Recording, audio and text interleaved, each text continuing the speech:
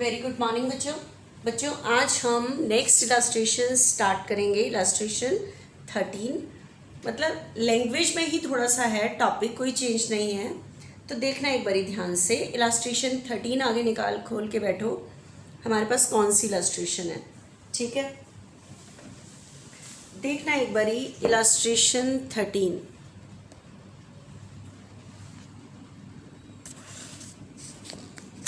आपके पास इलस्ट्रेशन 13 है। Following is the balance sheet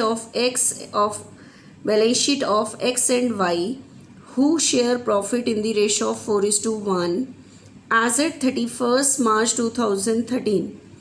bank, debtor, stock, investment, furniture, building, goodwill, profit and loss, सारी assets हैं। Undistributed loss, creditor outside liability, bank overdraft outside liability, X brother loan, भाई का loan भी outside liability है, X loan partner का loan है। Investment fluctuation reserve asset से related fund है, बटेगा नहीं, रियलाइजेशन में ट्रांसफ़र होगा। कैपिटल के बैलेंस आगे मैं पढ़ती जाऊंगी, जैसे जैसे बिक रहा होगा करते जाएंगे। Prepare realisation account, partners capital account and bank account. Loan account बनाने को नहीं कहा पर आप बना लेना, ठीक है। देखना बच्चे, बैलेंस शीट की हम असेट साइड से ट्रांसफ़र करते हैं। सबसे पहले मेरे पास है बैंक का बैलेंस। बैंक का बैलेंस रियलाइजेशन में ट्रांसफ़र नहीं होता, तो बैंक का बैलेंस बैंक के डेबिट साइड में to balance brought down 20,000।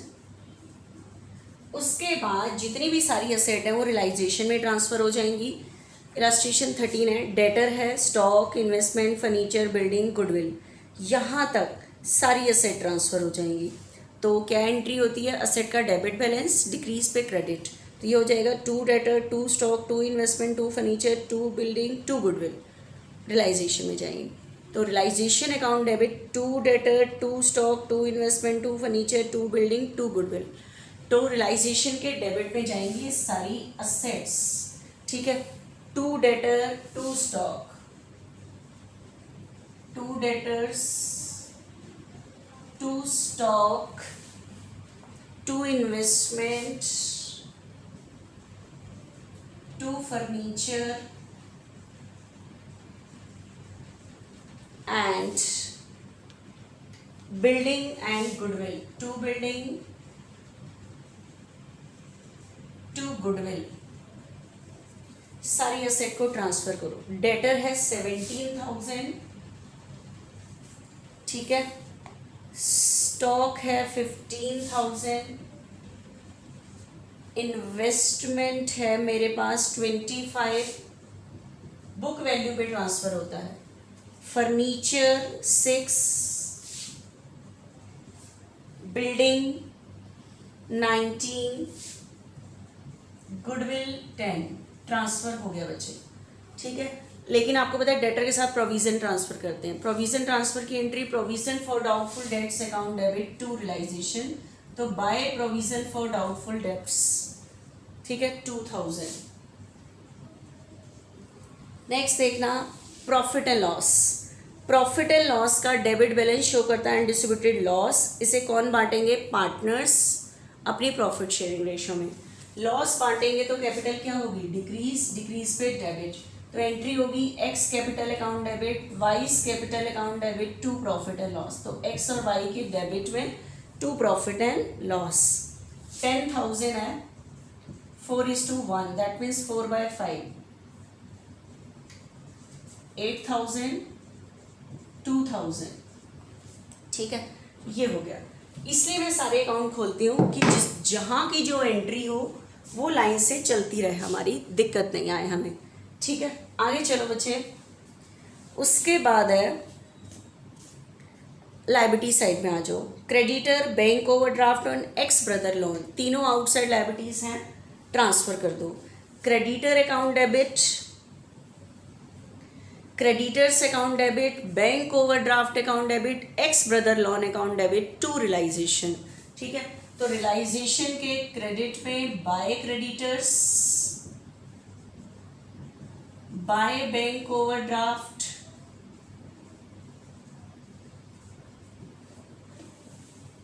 And by X brother loan.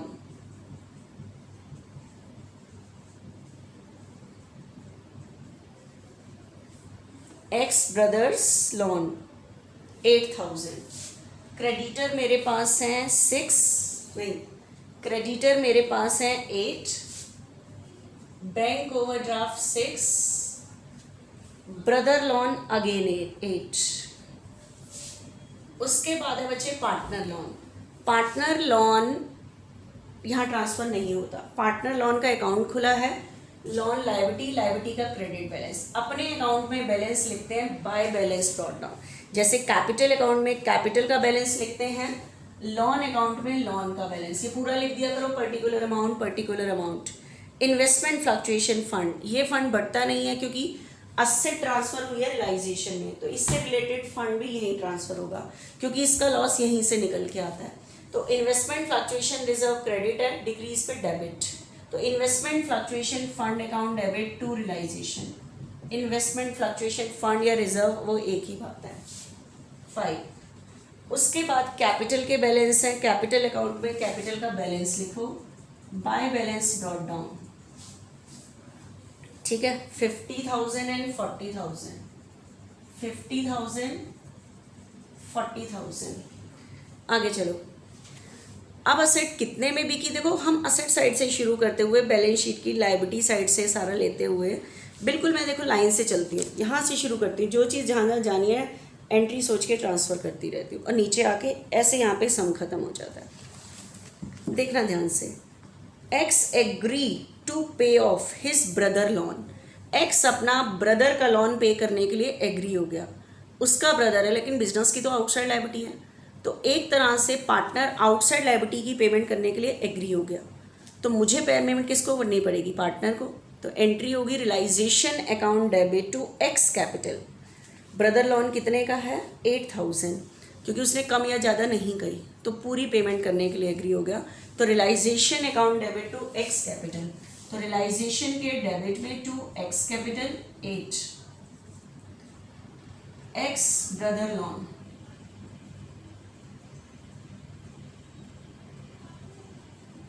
Entry हो रही है realisation account debit to X capital, तो एक्स के क्रेडिट में बाय रियलाइजेशन 8। आगे चलो, डेटर ऑफ 5,000 प्रूव बैड। 5,000 के डेटर बैड हो गए। बच्चे आज मुझे कितना लॉस हुआ उसकी एंट्री नहीं करनी, मुझे देखना मुझे असेट से कितना रिसीव हुआ, रिसीव की एंट्री करनी है।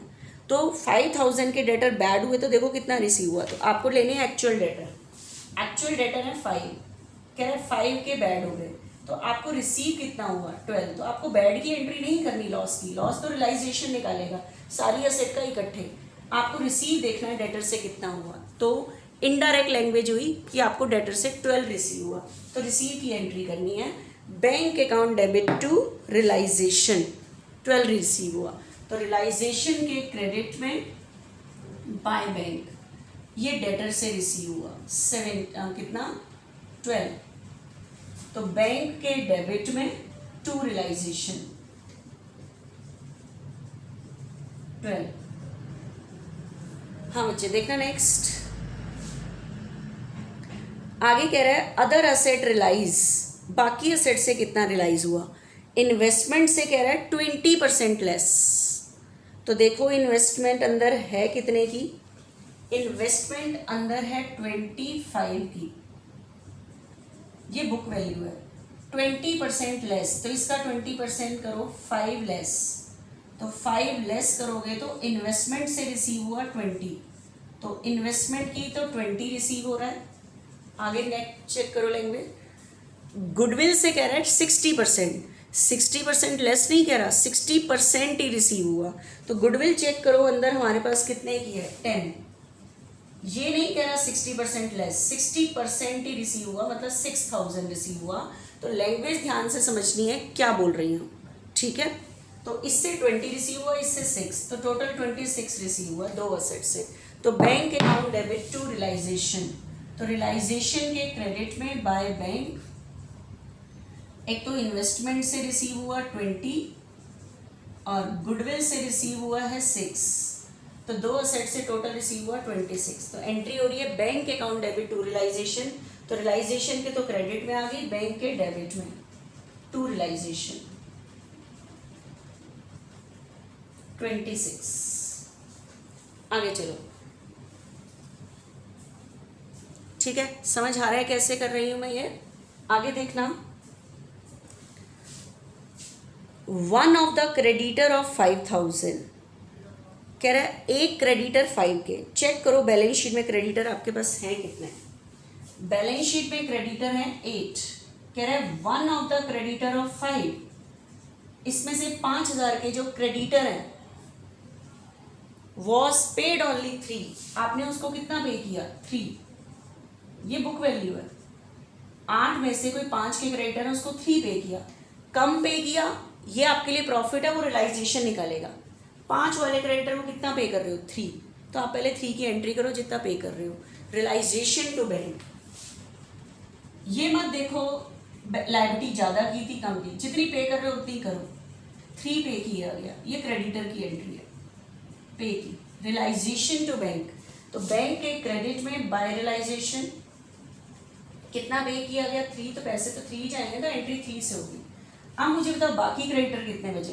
तो ये मत क्या देना 3 पे किया 5 बजे थे, तो वो 5 के लिए प्रॉफिट और लॉस रियलाइजेशन निकालेगा। तो बाकी क्रेडिटर बचे 3। इसका क्या किया गया वो अभी हम देखते हैं, ये क्वेश्चन मार्क है अभी। आगे चलो, बिल्डिंग वर ऑक्शन, ऑक्शन समझते हो? नीलाम किया गया। बिल्डिंग वर ऑक्शन, बिल्डिंग को नीलाम किया गया फॉर 30,000, ठीक है। Building were auction for ₹30,000, building को 30,000 में नीलाम किया गया। आपको पता है नीलाम हम खुद नहीं करते, इसके लिए कुछ एजेंट होते हैं जिन्हें हम कहते हैं ऑक्शनरीज। और जब वो एजेंट होते हैं तो इस काम के लिए वो कमीशन लेते हैं, जिसे हम कहते हैं ऑक्शनरीज कमीशन। तो हमारी असेट को सेल किया गया 30,000 में। Building were auction for ₹30,000, building को नीलाम किया गया 30,000 में, ठीक है।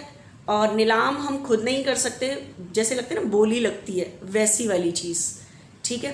तो नीलाम किया गया, वहाँ बोली लगती है, इतने में बिकी, इतने में बेचो, इतने में। जैसे किसी ने कहा 40 में बेचो, किसी ने कहा 30, तो जो प्राइस डिटरमाइन होता है उतने में बिक जाती है, ठीक है। तो इस काम को हम खुद नहीं कर सकते, इसके लिए ऑक्शनरीज होते हैं जो एजेंट होते हैं। इस काम के लिए वो कमीशन लेते हैं हमसे, ठीक है। लेकिन ये कमीशन हमें देना नहीं होता, जितने में वो हमारी असेट को बिकवाते हैं अपना कमीशन काटते हैं, बाकी पैसे हमें दे देते हैं। तो मुझे बताओ बिल्डिंग को कितने में ऑक्शन की नीलाम किया गया? 30, मतलब इतने में बेचा गया। लेकिन ऑक्शनरीज का कमीशन है 1, तो ये 1 मुझे देना नहीं पड़ेगा। जितने में वो मेरी असेट को बिकवा रहा है 30, 1 अपना कमीशन काटेगा, मुझे 29 रिसीव हो जाएगा, ठीक है। तो डायरेक्ट असेट के रिसीव की एंट्री कमीशन काट के 29 ही रिसीव होता है, क्योंकि 1 हमें देना नहीं पड़ता, कभी भी कट के ही पैसे आते हैं। तो बैंक टू रियलाइजेशन, ठीक है। तो रियलाइजेशन के क्रेडिट में बाय बैंक बिल्डिंग से रिसीव हो रहा है 29, ठीक है। बैंक टू रियलाइजेशन, तो बैंक के डेबिट में टू रियलाइजेशन 29, ठीक है। आगे चलो, अब इस चीज़ को ध्यान से सुना, इसी पॉइंट के लिए मैंने आपको ये टॉपिक कराया है, ठीक है, ये सम कराया है। Y took over part of stock, ध्यान से सुनो, मेरे पास स्टॉक कितने का है? मेरे पास टोटल जो स्टॉक है बच्चे, मेरे पास जो स्टॉक है, चेक करो स्टॉक अंदर कितने का है? 15। स्टॉक मेरे पास है 15, और आपको पता है ये बुक वैल्यू है, ठीक है। Y took over part of stock, Y ने इसमें से कुछ स्टॉक लिया है। देखो अभी अभी यहाँ पे मेरे पास क्रेडिटर थे, उसने कहा था 5 के क्रेडिटर की पेमेंट की गई, 5 के क्रेडिटर की क्या की गई? पेमेंट 3 की गई। लेकिन मुझे पता तो है ना वो 5 वाले थे, तो मैं बचे हुए क्रेडिटर की बुक वैल्यू निकाल सकती हूँ। 5 है, बाकी 3 बचे। अब यहाँ पे वो कह रहा है Y took over part of stock, Y ने यहाँ पे कुछ स्टॉक लिया है, कुछ नहीं बताया, कितनी बुक वैल्यू वाला लिया है नहीं बताया, ठीक है। एट 4,000, लेकिन उसे लिया कितने में है? 4। आपको पता है 5 वाले क्रेडिटर की 3 पेमेंट की गई, मतलब ये बुक वैल्यू है, ये पेमेंट वाला प्राइस है। तो दोनों प्राइस पता, ये चीज़ मुझे पता होनी चाहिए रिमेनिंग निकालने के लिए। आप बताओ वाई ने 15 में से कुछ स्टॉक लिया है लेकिन लिया 4 में है, लेकिन जो लिया है उसकी बुक वैल्यू कितनी है वो मुझे नहीं पता। वो पता होनी बहुत ज़रूरी है क्योंकि बाकी बचा स्टॉक निकालने के लिए, क्योंकि जितने भी हम असेट को ले रहे हैं तो रिलाइज प्राइस है, ये कम में भी ले सकते हैं ज़्यादा में। तो मुझे पता होना चाहिए कि ये जो 4 वाली असेट ले रहे हैं इसकी बुक वैल्यू कितनी है, क्योंकि मुझे बाकी बचा स्टॉक तभी निकाल पाओगे। ठीक है, अब उसने एक लाइन लिखी है कि ये जो रिलाइज प्राइस है 20% less than the book value, ये अपनी बुक वैल्यू से 20% लेस है।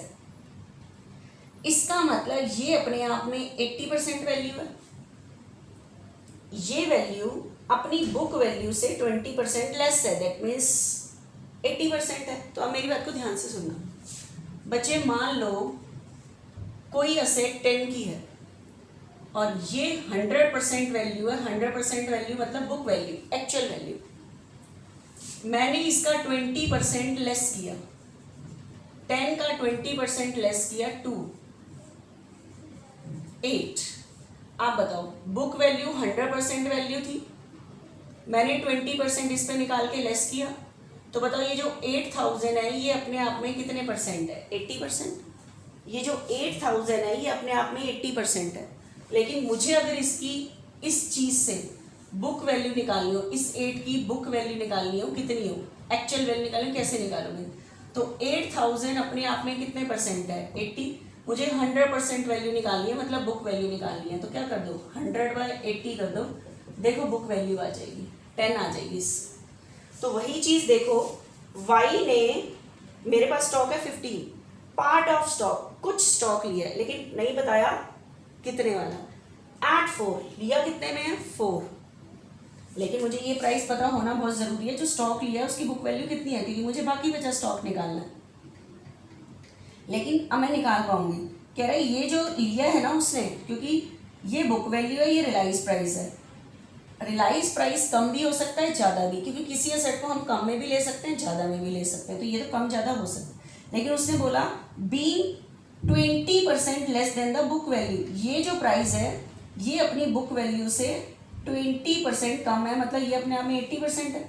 तो बुक वैल्यू निकालनी है, मतलब 100% वैल्यू निकालनी है, तो कैसे करोगे? इसका रेसिप्रोकल कर दोगे, 4 का 100/80 कर दोगे, ये आ जाएगा 5000। तो अब देखो मेरे पास इसकी बुक वैल्यू निकल आई, किसकी बुक वैल्यू कितनी है? जो उसने कहा था ना वाई ने कुछ स्टॉक लिया, वो ऐसे निकल के आया मेरे पास। ठीक है, तो बताओ ये जो 4 वाली वे एसेट लिया उसकी बुक वैल्यू 5 है, मतलब 15 में से उसने जो कुछ स्टॉक लिया है वो 5 वाला लिया है, लिया 4 में है। तो बताओ बाकी बचा कितना बचा? 10। लेकिन अब इसकी एंट्री करो, 5 वाला स्टॉक उसने कितने में लिया है? 4। तो इसकी एंट्री डालो, तो किसने लिया है? वाई ने। तो कोई पार्टनर बिजनेस की क्या ले रहा है? असेट। एंट्री होगी Y's capital account debit to realisation, तो वाई के डेबिट में एंट्री उतने से होती है जितने में उसने लिया, ये स्टॉक लिया। तो वाइज टू रियलाइजेशन, तो वाई के डेबिट में 4 टू रियलाइजेशन। ठीक है, अब मुझे ये क्यों करना पड़ा? देखो एंट्री तो मैंने 4 से कर दी, लेकिन रिमेनिंग स्टॉक कितने का बचा हुआ उसके लिए तो मुझे इसकी बुक वैल्यू पता होनी चाहिए थी ना। ठीक है, अब पढ़ो, एंड द बैलेंस स्टॉक, देखो बैलेंस कितना बचा हुआ है 10, क्योंकि 15 में से उसने 5 वाला लिया 4 में। मुझे ये पता था, ये नहीं पता था, तो पहले ये निकालना बहुत ज़रूरी है रिमेनिंग निकालने के लिए। अब जो बाकी स्टॉक है रियलाइज 50%, इससे कितना रियलाइज हुआ? 50%। तो जो 10 वाला स्टॉक बचा हुआ उससे 50% रिसीव हुआ, मतलब 5। तो बाकी स्टॉक से 5 रिसीव हुआ, तो एंट्री होगी bank account debit to realisation. ठीक है, रिसीव की एंट्री, तो रियलाइजेशन के क्रेडिट में बाय बैंक 5, किससे रिसीव हुआ? ये स्टॉक से। तो बैंक टू रियलाइजेशन, तो बैंक के डेबिट में टू रियलाइजेशन 5। ठीक है, अब पूरे लाइन लास्ट में खत्म हुई। पूरा सम करने के बाद हमें चेक करनी है अपनी आउटसाइड लायबिलिटी। बचे क्रेडिटर, देखो 5 वाले क्रेडिटर की 3 पेमेंट कर दी थी, ये बच गए, तो 3 की अपने आप कर दोगे। आउटसाइड लायबिलिटी की अपने आप पूरी पेमेंट कर दिया, कुछ नहीं कहता था, ठीक है। एक तो 3000 की आउटसाइड लायबिलिटी रह गई, प्लस क्रेडिटर में तीन आउटसाइड लायबिलिटी, क्रेडिटर में 3 रह गए। बैंक ओवरड्राफ्ट की पेमेंट के लिए नहीं कहा, इसकी भी 6000 फुल पेमेंट कर दो। ब्रदर लोन की एक्स ने कर दी थी, तो बैंक ओवरड्राफ्ट 6 और क्रेडिटर 3 इसकी करनी है। तो realisation account debit to bank, creditors रह रहे थे 3 वो, और बैंक ओवरड्राफ्ट कितने का है 6, तो टोटल 9 पेमेंट। तो ये एंट्री क्या बनी, रियलाइजेशन टू बैंक, तो बैंक के क्रेडिट में बाय रियलाइजेशन 9, ठीक है। ये चीज़ आ गई बच्चे।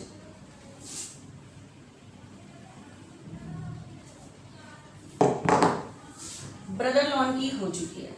उसके बाद इस रियलाइजेशन अकाउंट को हम क्या करेंगे, क्लोज, ठीक है। रियलाइजेशन अकाउंट को क्लोज करो। इस बार ये वाला साइड ज़्यादा है,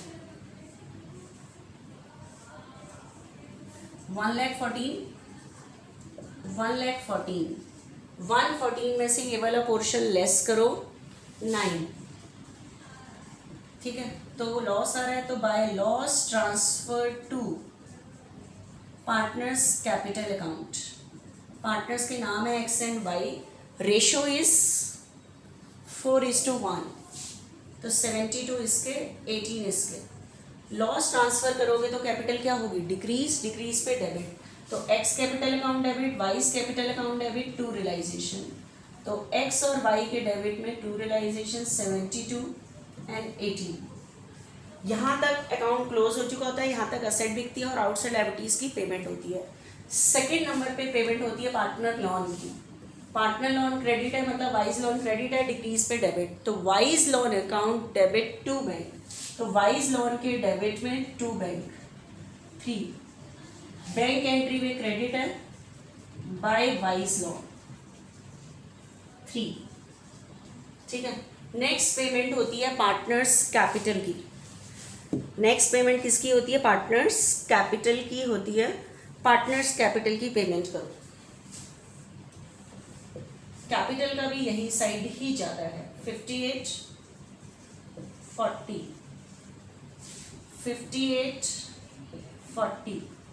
58 में से इतना पोर्शन लेस कर दो, ये आ रहा है 42,800। 40 में से इतना पोर्शन लेस कर दो 32,200, ठीक है। ये साइड ज़्यादा है, ये कैपिटल का क्रेडिट बैलेंस है, ये क्रेडिट बैलेंस है। क्रेडिट बैलेंस का मतलब बिजनेस की लायबिलिटी है, आज बिजनेस बंद हो रहा है, पे कर दो। तो X capital account debit, Y's capital account debit to bank, तो एक्स और वाई के डेबिट में टू बैंक, बैंक के क्रेडिट में by X capital by Y's capital.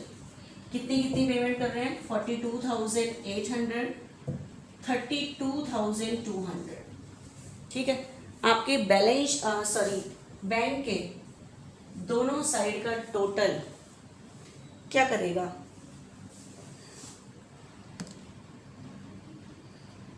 देखो एक्स कैपिटल वहां पे जो लिखा है मैंने यहाँ पे